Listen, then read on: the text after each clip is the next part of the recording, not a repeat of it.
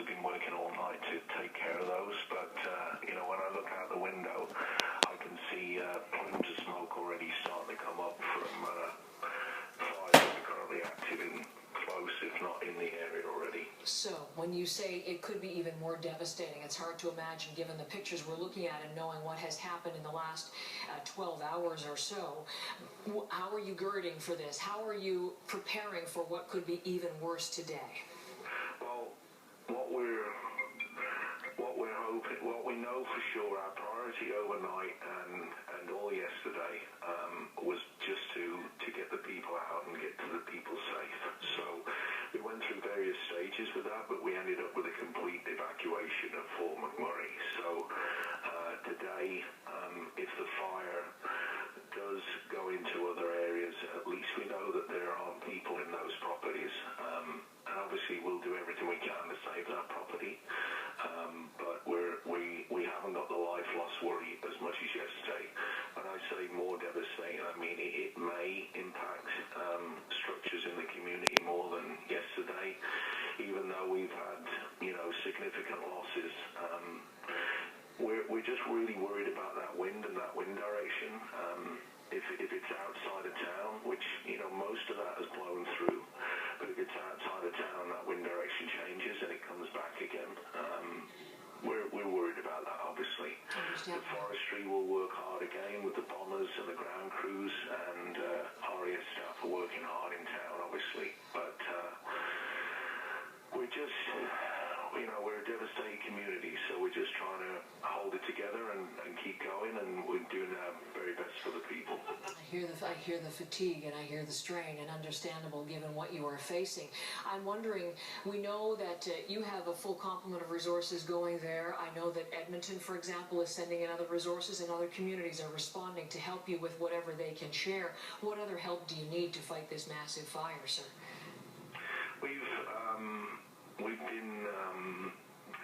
We've been very well received, and people have been incredible with their offers. Lots of different agencies. We've got a lot of people have arrived already, but we have sent requests out.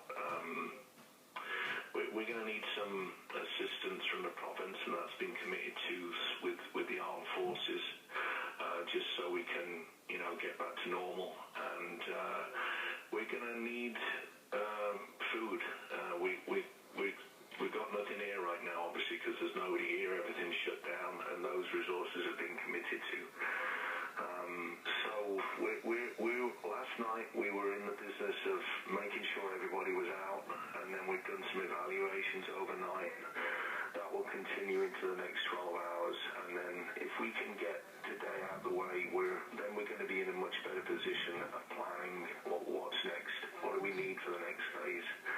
And starting to really hone that down, and then in the 24 or 48 after that, we'll be doing more of a sustainment piece. So what happens afterwards?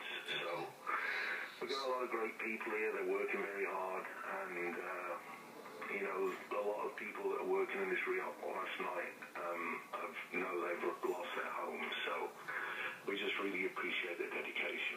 So you have firefighters who are trying to get this under control, knowing full well that they may themselves have nothing to return to?